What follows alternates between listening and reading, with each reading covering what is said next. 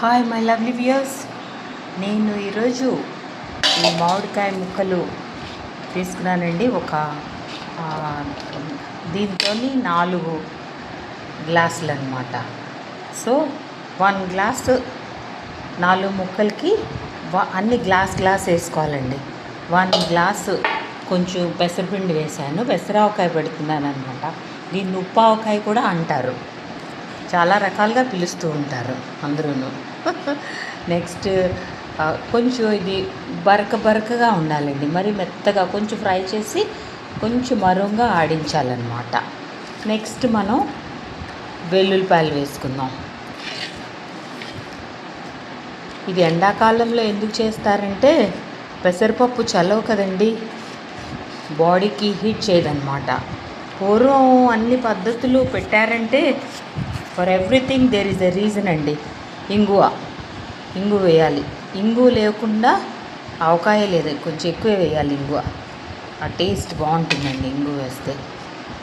ఉప్పు మాత్రం నేను ఎక్కువ వేయనండి. ఉప్పు కొంచెం మామిడికాయ పుల్లగా ఉంటుంది కదా, ఇది ఎక్కువ నిల్వ ఉండదు కాబట్టి మనం ఎక్కువ ఉప్పు వేసి బీపీలన్నీ తెచ్చేసుకోకూడదు, లైట్గా వేసుకోవాలి.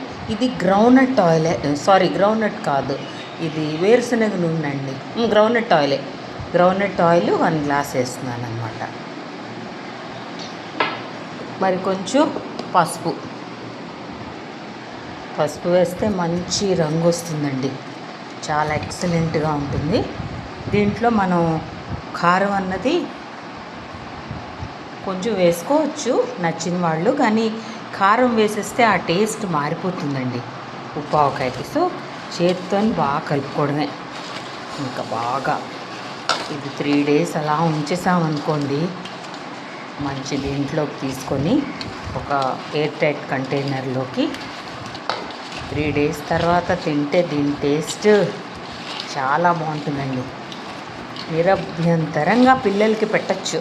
ఈ ఉప్పావకాయ పెసరావకాయ అంటారనమాట.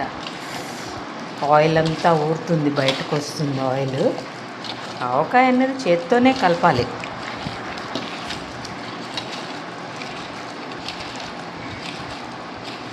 ఎక్కువ రోజు ఉంచుకోం కాబట్టి ఇలాంటి ఆవకాయలు ఎక్కువ మనం ఉప్పు ఎక్కువ వేసుకోకూడదండి.